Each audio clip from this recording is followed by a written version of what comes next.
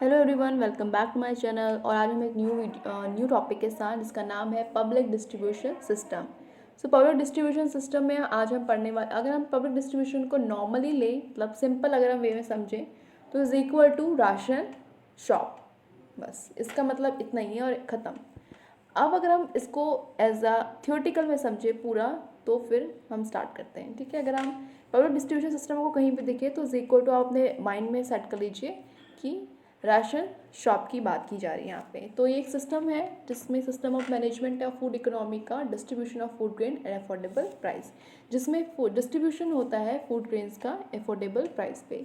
ये जो स्कीम है इसमें प्रोवाइड किए जाते हैं सैम्पल फूड ग्रेन, जैसे कि वीट है, शुगर है और राइस है, केरोसिन ऑयल है। ठीक है, through a network of public distribution shops. जो अलग अलग पब्लिक डिस्ट्रीब्यूशन शॉप्स का मतलब है यहाँ पे राशन जो शॉप हैं उनके थ्रू यहाँ पे जो अलग अलग फूड ग्रेन्स होते हैं, ठीक है, जैसे कि वीट है, राइस है, चावल है। और अब भी तो क्या नाम है, पहले तो शुगर केन नहीं, सॉरी, शुगर केन नहीं, शुगर और केरोसिन दिए जाते थे, लेकिन अब वो शायद बंद हो गए, हमारे यहाँ तो नहीं मिलते अभी। उसकी जगह दाल प्रोवाइड कर रही है। ठीक है, अलग अलग स्टेट की जो गवर्नमेंट है वो दाल प्रोवाइड करती है। उसमें लिखा होता है, जैसे कि मैं उत्तराखंड से हूँ तो उसमें उत्तराखंड खाद्य इस टाइप का कुछ लिखा होता है। तो जैसे कि चने की दाल, मूंग की दाल, अलग अलग जो दालें हैं वो प्रोवाइड की जा रही हैं। सो ये कहाँ से कैसे प्रोवाइड होती हैं? गवर्नमेंट के थ्रू। अभी सारा हम डायग्राम के थ्रू समझेंगे किस तरह से क्या प्रोसेस होती है। और राशन शॉप से ये पूरे के पूरे होल कंट्री को, ठीक है, होल कंट्रीज़ में आप देखा होगा डिस्ट्रीब्यूशन सिस्टम इसका इस तरह से है कि हमें राशन शॉप से ये सारी जो ग्रेन्स हैं वो अवेलेबल होती है। ठीक है, नाउ हम आ जाते हैं इसके ऑब्जेक्टिव पे और एक्सपेंशन कैसे हुआ पीडीएस का, पब्लिक डिस्ट्रीब्यूशन सिस्टम का। ऑब्जेक्टिव जो है इसका बेसिक वो यही है कि प्रोवाइड करना एसेंशियल कंज्यूमर गुड्स, ठीक है, जो फूड ग्रेन्स हैं उनको चीप प्राइस पे या सब्सिडाइज प्राइस पे to the consumer, so as to insulate them, ताकि इंसुलेट किया जा सके इम्पैक्ट ऑफ, जो मतलब आपने देखा होगा ये सब क्यों हमें अफोर्डेबल प्राइस पे प्रोवाइड किया जा रहा है। एक तो वीकर सेक्शंस को हेल्प के लिए, और दूसरा जो आपने देखा होगा कि प्राइजेस राइज हो जाते हैं। ठीक है, कीमतें जो बढ़ जाती हैं, अगर हम शुद्ध हिंदी में कहें तो प्राइस में जो राइज आ जाता है फूड ग्रेन्स का, जिसकी वजह से जो वीकर सेक्शन, अगर मान लीजिए वीकर सेक्शन जो सोसाइटी का है, एक पुअर पीपल 100 रुपये अगर वो कमाता है दिन का, और अगर 80 रुपये उसका प्राइस राइज होने की वजह से खाने में ही चल जाता है या इन सब खरीदने में ही चल जाता है, तो वो बाकी जो 20 रुपये उसे कैसे मैनेज करेगा? आप खुद ही सोचिए ना। तो उस प्राइस राइज से बचाने के लिए वीकर सेक्शन सोसाइटी को, या नॉर्मल जो होता है 5 लाख से नीचे वालों का राशन कार्ड बनता है उनके लिए, तो उनको हेल्प करने के लिए ये पीडीएस सिस्टम जो डिस्ट्रीब्यूशन सिस्टम है वो रन किया जाता है by the government, as a kind of scheme भी ले लीजिए, डिफरेंट डिफरेंट स्कीम्स हैं। ठीक है, तो और मेंटेन, हाँ, और इसको एक और मोटिव होता है मेंटेन करना minimum nutritional status of over population. आपने देखा होगा सही पोषण, सही न्यूट्रिशन ना मिलने की वजह से जो डेथ रेट्स हैं वो इंक्रीज होते हैं। ठीक है, तो इसीलिए उनका जो न्यूट्रिशनल स्टेटस है एक पुअर पीपल का भी, वो भी बना रहे, तो उसको मेंटेन करने के लिए ये जो क्रॉप, ये जो फूड ग्रेन्स है वो गवर्नमेंट के द्वारा सब्सिडाइज प्राइस पे कंज्यूमर को या पीपल्स को या वीकर सेक्शन के पीपल्स को प्रोवाइड किया जाता है। To run this system the government resort to purchase, इस सिस्टम को रन करने के लिए, अब ये सब तो ऐसा है कि गवर्नमेंट सीधे लाती है और शॉप से भर देती है, नहीं, एक इसका प्रॉपर सिस्टम है। गवर्नमेंट क्या करती है, resort to purchase a part of market surplus with traders, market जो सरप्लस ट्रेडर्स हैं उनसे क्या करती है, कुछ पार्ट क्या कर लेती है, परचेज कर लेती है ट्रेडर्स से या फिर जो मिलर्स होते हैं उनसे, एंड प्रोड्यूसर एट, या फिर जो प्रोड्यूसर्स होते हैं एक प्रोक्यूरमेंट प्राइसेस पे, ठीक है, एक रीजनेबल जो प्राइस होता है, दोनों प्राइस डिसाइड कर लेते हैं, हाँ, कि हम इस प्राइस पे आपसे ये फूड जो ग्रेन्स हैं हम इस लेंगे और पीपल्स को देंगे, तो उन पर प्राइस डिसाइड हो जाता है, जिसको जो प्राइस डिसाइड होता है उसको मिनिमम सपोर्ट प्राइस भी कहते हैं, वो भी हम आगे देखेंगे। ठीक है, आपने देखा होगा फार्मर्स जो हैं बहुत ज़्यादा लड़े थे। ठीक है, अभी थोड़े दिन पहले बहुत चर्चा में था ये वाला बात कि मिनिमम सपोर्ट प्राइस के लिए गवर्नमेंट जो प्रोटेस्ट कर, नहीं गवर्नमेंट सॉरी, फार्मर्स जो प्रोटेस्ट कर रहे थे। ठीक है, आपने देखा होगा न्यू दिल्ली पे, यहाँ वगैरह पे। तो वही मिनिमम सपोर्ट प्राइस की बात अभी हम आगे करेंगे, बाकी जिस्ट मैंने आपको समझा दिया है। जो ग्रेन है, मेनली ग्रेन कौन कौन से हैं, वीट है, राइस है, ठीक है, ये सब thus procured is used for distribution to the consumer, ठीक है, ताकि कंज्यूमर को डिस्ट्रीब्यूट किया जा सके through a network of ration fair, ये राशन शॉप भी कह सकते हैं, ठीक है, राशन फेयर पे प्राइस शॉप या फिर और बिल्डिंग अप, वो क्या करते हैं वहाँ पे बफर, आपने देखा होगा स्टॉक बना लेते हैं, ठीक है, बफर स्टॉक्स बना लेते हैं, आपने देखा होगा बहुत सारे। In addition to food grains, PDS has also been used in India for the distribution of ये सब शुगर केन और शुगर और केरोसिन ऑयल जो है पहले मिलता था, अब तो दाल का हो गया, मैंने आपको पहले एक्सप्लेन कर दिया है, ठीक है। PDS in India covers the whole population as no mean of direct targeting are employed, ऐसा कुछ भी नहीं है कि खाली जो एम्प्लॉयड पर्सन है उसके लिए है, ऐसा कुछ नहीं है, सारी पॉपुलेशन को पब्लिक डिस्ट्रीब्यूशन सिस्टम जो है वो कवर आउट करता है। इसके लिए आपको राशन कार्ड इशू, आपने देखा होगा राशन कार्ड लेके जाते हैं आप वहाँ पे, अब तो ऑनलाइन हो गया सब कुछ, और एक छोटा सा कार्ड आपको येलो कलर का मिलता है, ठीक है, उसको आप दिखाते हैं तो आपको उसके बेसिस पे आपको जितना भी आप BPL हैं, ठीक है, BPL वालों का अलग होता है, और जो येलो कार्ड वाले होते हैं उनका अलग होता है, ठीक है, BPL, और जो उससे बिलो पॉवर्टी लाइन का अगर आपको याद है, ध्यान है, तो पहले ये वाइट कलर का जो होता कार्ड होता था, उससे पता चलता था कि चाहे इनका BPL वाले हैं, बिलो पॉवर्टी लाइन इसका मतलब होता है, तो उनको राशन कार्ड इशू होते हैं सारे हाउस होल्ड को। और अगर आपने अपना प्रॉपर एड्रेस वगैरह मेंशन किया है, इसके लिए आपको अगर आपको राशन कार्ड भी इशू कराना है चाहिए आपको, तो उसके लिए राशन कार्ड का पहले से अगर पुराना, अभी जो नए बने थे उसमें कुछ चीज़ें मांगी गई थी, जैसे कि पुराना राशन कार्ड है उसका photostat, bank statement, photos, Aadhaar card, ये सब कुछ मांगा गया था जिससे आपके नए राशन कार्ड इशू हुए, ठीक है। तो इसीलिए प्रॉपर रेसिडेंशियल एड्रेस देना ज़रूरी होता है। और इसमें एक और चीज़ मेंशन होती है राशन कार्ड में कि वुमेन, ठीक है, यहाँ पे वुमेन को एज अ हेड रखा जाता है, वुमेन का नाम आता है, ठीक है, घर की जो भी महिला है उसका नाम आता है, उनका नाम आता है राशन कार्ड के ऊपर, और उनकी फ़ोटो लगती है, ठीक है। तो ये सब कुछ छोटे छोटे पॉइंट्स हैं जो कि आप मैंने आपको मेंशन कर दिए हैं, आप खुद भी देखे हो, खुद भी ऑब्जर्व किए हो, आप उसको मेंशन करके लिख सकते हैं। जो मेन एजेंसी है प्रोवाइड करने की फूड ग्रेन्स को to PDS is the Food Corporation of India, ठीक है, मेन एजेंसी जो है इन सबको प्रोवाइड करने की वो है फूड कॉरपोरेशन ऑफ इंडिया, जिसको आप FCI भी कहते हैं, जो कि सेटअप हुई थी 1965 में। ये एक इम्पॉर्टेंट पॉइंट है, एज आप हाईलाइट करके अगर इसको ब्लैक पेन से अगर आप इसको मार्क करके लिखेंगे तो आपके लिए बहुत ज़्यादा सुटेबल होगा, क्योंकि ये पॉइंट जो है मोस्टली बहुत ज़्यादा इंपॉर्टेंट है कि फूड कॉरपोरेशन ऑफ इंडिया, ये एक कोई कॉम्पिटिटिव एग्जाम्स में भी इससे पूछा जा सकता है, कोई इकोनॉमिक्स का कॉम्पिटिटिव एग्जाम देने जा रहे हैं तो बहुत सारी जगह ये आया है, ठीक है, मैचअप्स में, फिर इस टाइप के टिक मार्क में। तो इम्पॉर्टेंट पॉइंट है कि फूड कॉरपोरेशन ऑफ इंडिया कब सेटअप हुआ, तो 1965 में हुआ।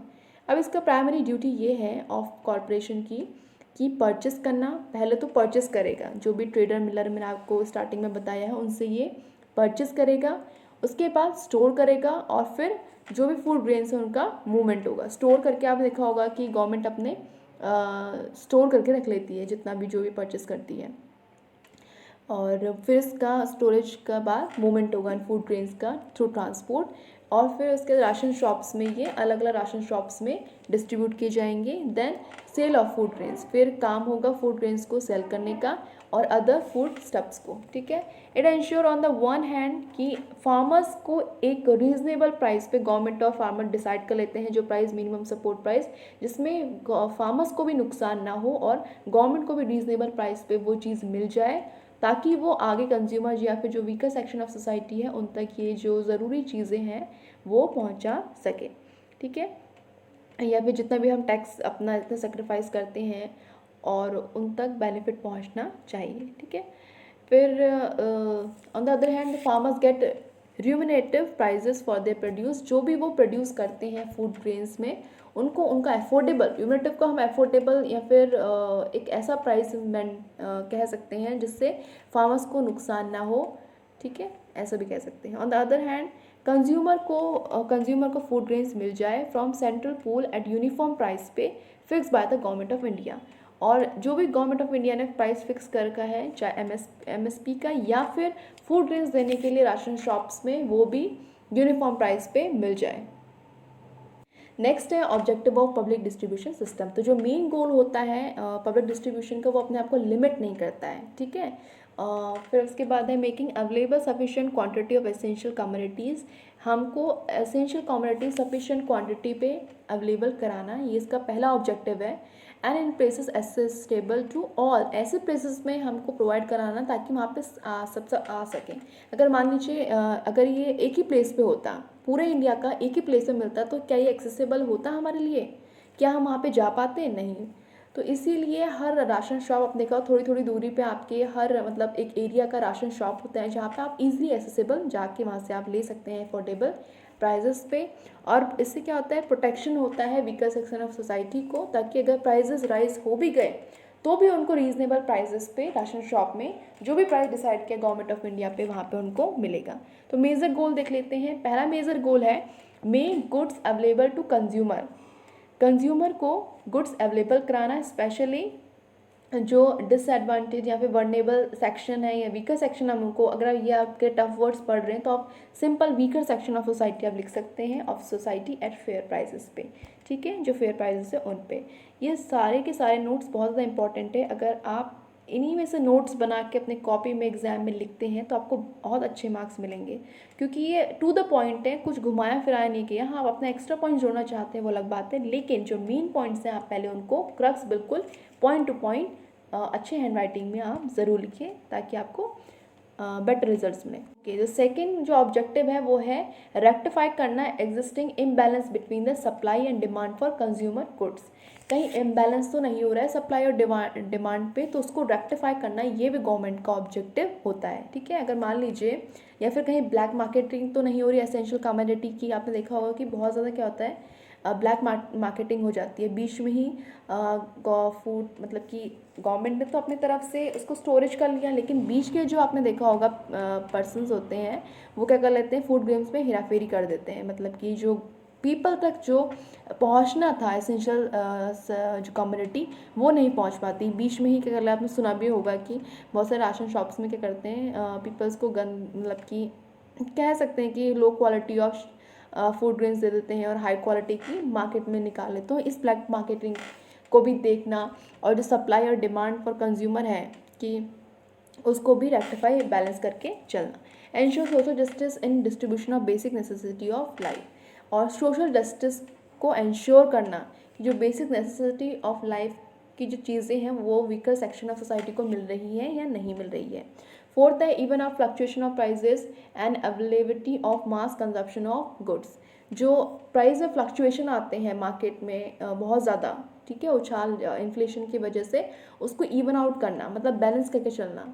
और availability of mass consumption of goods, जो गुड्स हैं वो मतलब कि इतनी मात्रा में हो कि हमारी जो पूरी पॉपुलेशन है उसके लिए सफिशिएंट हो। ऐसा भी होता है कभी कभी क्या होता है कि डिमांड बहुत ज़्यादा होती है कुछ चीज़ों की, लेकिन जो प्राइस होता है उसका लेकिन जो सप्लाई होती है वो कम होती है। मान लो कोई किसी वजह से कुछ चीज़ों की जो जैसे प्याज है, किसी वजह से वो ख़राब हो गया, ठीक है, तो उसका जो प्राइस है वो तो बहुत बढ़ जाएगा, इंक्रीज़ हो जाएगा, लेकिन क्या पुअर सेक्शन उसको अफोर्ड कर सकता है? नहीं। तो आपने देखा होगा बीच में प्राइस जो था प्याज का बहुत ज़्यादा बढ़ गया था, फिर गवर्नमेंट ने बाहर से हमारे जो किसी वजह से वो जो क्रॉप थी वो ख़राब हो गई थी, तो गवर्नमेंट ने बाहर से भी उसको इम्पोर्ट कराया था, ठीक है, जो अनियन है उसको बाहर से भी इम्पोर्ट कराया था। तो गवर्नमेंट का ही रिस्पॉन्सिबिलिटी होती है कि मास कंजप्शन ऑफ जो गुड्स है उसको वो अवेलेबल कराए, ठीक है, क्योंकि ये सब हमारे क्या है, नीड के आइटम है। उसके फिफ्थ है कि सपोर्ट करना पॉवर्टी एलिवेशन प्रोग्राम्स को। जो पॉवर्टी एलिवेशन प्रोग्राम्स चलते हैं पुअर लोगों को सपोर्ट करने के लिए, उसको सपोर्ट करना। Rural employment programmes, mid day meals और जो अलग अलग स्कीम्स हैं, ठीक है, सेल्फ हेल्प ग्रुप और food for work and educational feeding programmes, तो इन सबको क्या करना, सपोर्ट करना, ये भी गवर्नमेंट का काम है। फिर है फंक्शनिंग ऑफ PDS, अब कैसे फंक्शन करता है, तो central and state government share करते हैं अपने रिस्पॉन्सिबिलिटीज़ को, ठीक है। PDS ऐसा तो नहीं होता है कि क्या नाम है सिर्फ सेंटर ला के दे दे और स्टेट कुछ काम ना करें। जब तक फूड ग्रेन स्टेट गवर्नमेंट तक प्रोवाइड नहीं होता, स्टेट गवर्नमेंट अलग अलग राशन शॉप्स में अलग अलग एरियाज़ में नहीं भेजती, तब तक ये वर्क पूरा नहीं होता है। तो इसीलिए गवर्नमेंट, सेंट्रल गवर्नमेंट भी और स्टेट दोनों ही अपनी रिस्पॉन्सिबिलिटीज़ को इक्वल ही क्या कर लेते हैं, शेयर आउट कर लेते हैं, ताकि जो फूड ग्रेन्स हो वो जो आइडेंटिफाइड रिसिप्टेंट है, मतलब जिनके पास राशन कार्ड है, जो कि ज़रूरतमंद है वीकर सेक्शन, उन तक ये पहुंच पाए। The centre procures food grains from farmer. Centre क्या करती है, फूड ग्रेन्स लेती है फार्मर से। मिनिमम सपोर्ट प्राइस MSP, देखिए मिनिमम सपोर्ट प्राइस मैंने आपको पहले ही सब कुछ एक्सप्लेन कर दिया, तो आपके लिए ईजी पड़ रहा होगा सबको समझना। MSP प्राइस पे लेती है and sell it to state, और फिर क्या करती है, स्टेट को सेल करती है। पहले फार्मर से लिया MSP प्राइस पे, उसके बाद स्टेट को सेल किया, ठीक है, एट सेंट्रल इशू प्राइस, जो सेंट्रल इशू करता है उस प्राइस पे ही स्टेट को दिया।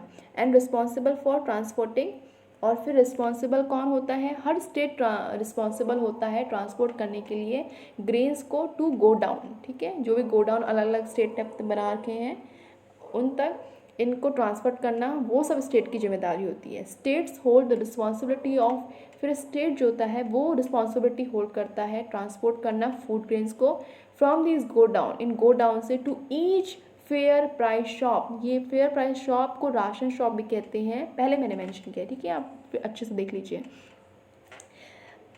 ठीक है। फिर रिस्पॉन्सिबिलिटी होती है सारे स्टेट की कि वो उस फूड ग्रेन को ले जाए, मतलब कि ट्रांसपोर्ट करके इन गोडाउंस तक पहुंच जाए। इन गोडाउंस का क्या नाम है, राशन शॉप, जहाँ पे जो बेनिफिशरी है, वीकर सेक्शन ऑफ सोसाइटी का जो पर्सन है, वो इसको बाय करता है फूड ग्रेन्स को at lower central issue price. Lower central issue price मतलब जो सेंट्रल ने डिसाइड किया है, जो सबसे कम प्राइस, उस पे इन फूड ग्रेन्स को बाय करता है, ठीक है। 2 रुपये और 4 रुपये इस टाइप के कुछ प्राइजेस होते हैं, ठीक है, उन पे ये करता है।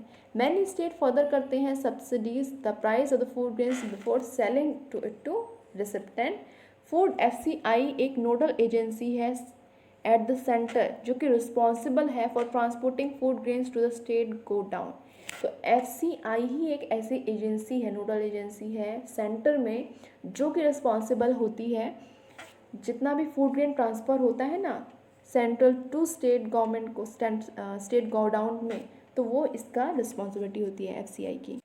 State level ministry of food and civil supplies control network of ration shop within their authorities and responsible होती हैं ये एलोकेट करने के लिए licence to the private traders to operate the shop. जो प्राइवेट ट्रेडर्स होते हैं operation करते हैं, ठीक है, उनको ऑपरेट करते हैं, उनको लाइसेंस प्रोवाइड करती है, ठीक है, जिनकी भी शॉप होती है। स्टेट गवर्नमेंट भी इशू करती है राशन कार्ड रेजिडेंट के लिए at one time on a normally universal basis.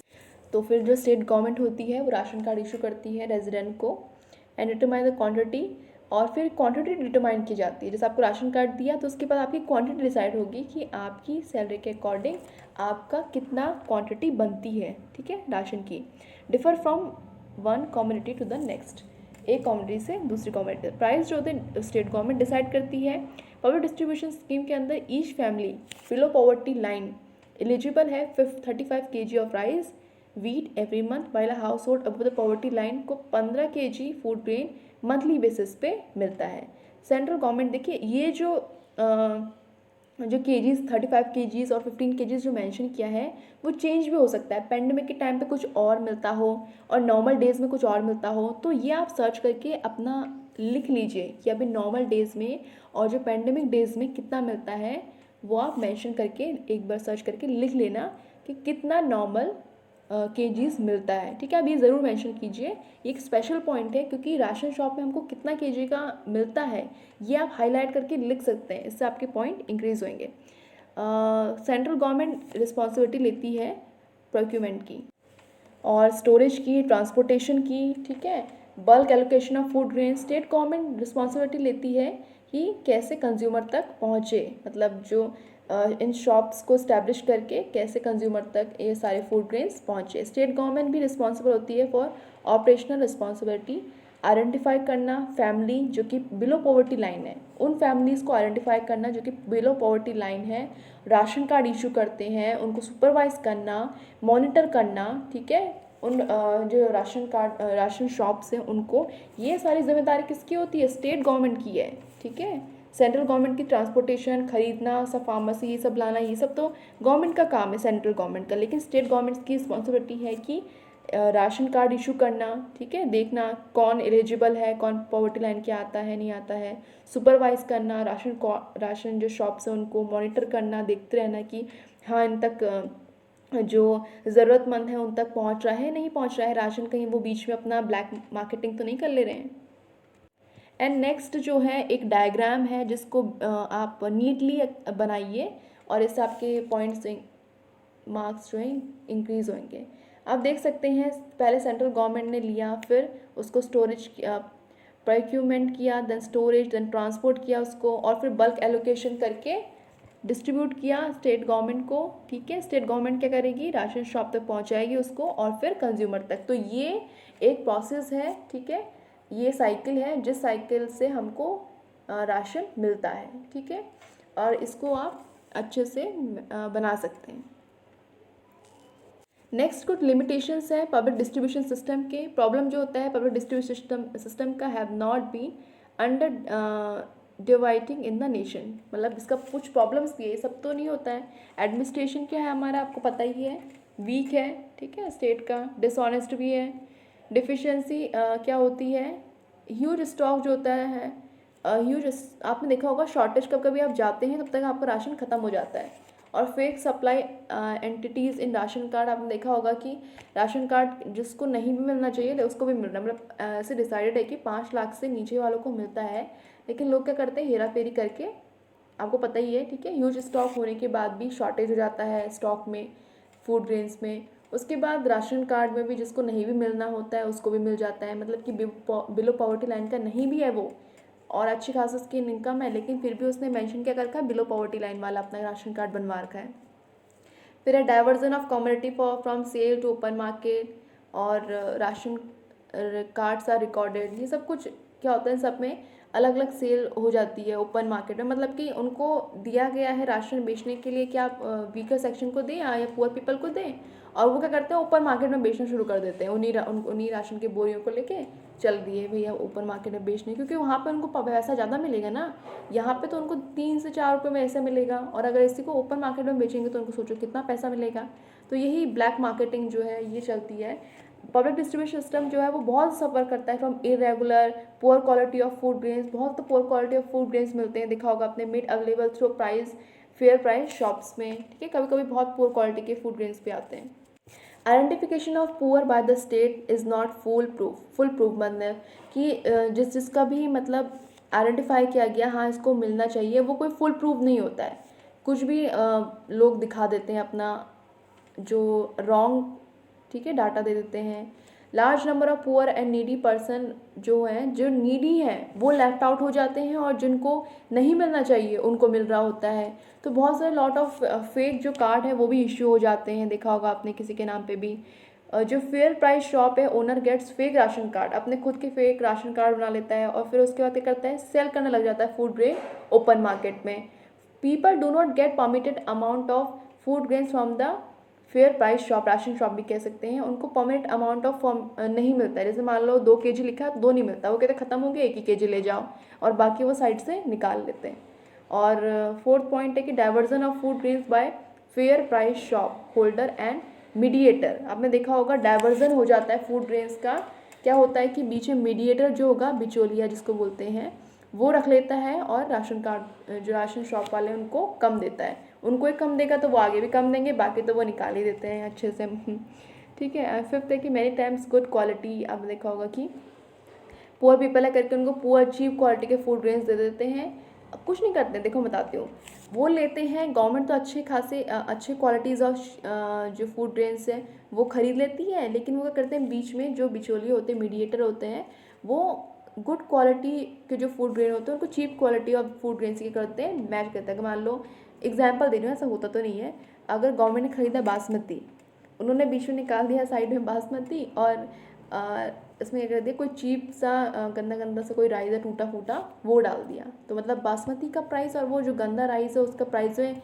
बहुत ज़्यादा डिफरेंस होता है, उससे वो क्या करते हैं, यही तो है काला बाजारी जो ब्लैक मार्केटिंग हम कह रहे हैं, ठीक है। तो यही मतलब ये जो चीज़ें जो मेन पॉइंट हैं वो सब कुछ एक्चुअल में होता है। अगर आप देख सकते हैं, आपको कोई आपके पेरेंट्स बताएं तो ये सब कुछ होता है, रियलिस्टिक है ये, ठीक है। ये कोई झूठ या फिर इस टाइप का नहीं बनाया गया है। तो ये बहुत लिमिटेशन भी कह सकते हैं या डिसएडवांटेजेस भी हैं, ठीक है। Public distribution system last point है, इंक्लूड्स ओनली फ्यू, बहुत ही कम फूड ग्रेन होते हैं। कितना मिलता है, एक व्हीट मिलता है, एक राइस मिलता है। और मान लो अगर हम जिससे पहले मेंशन किया था कि फुल रिक्वायरमेंट जो कंप्लीट न्यूट्रिशन की ज़रूरत होती है उसमें तो और भी चीज़ें आती हैं, लेकिन आपको मिलता क्या है, व्हीट राइस। पहले शुगर और केरोसिन मिलता था, वो सब बंद हो गया।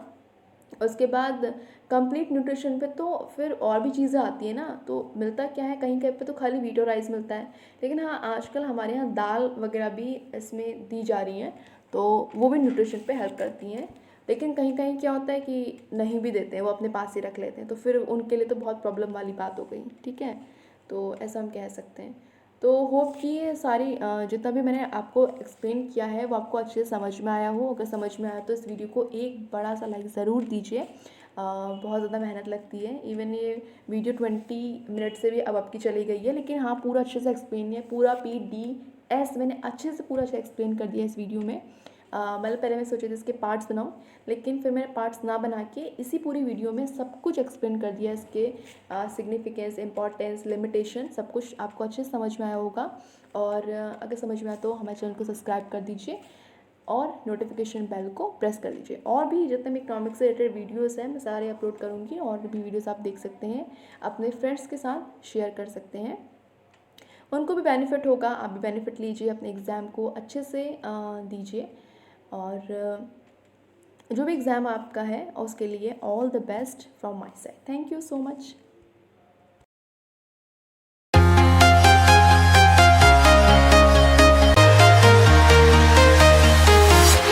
I'm walking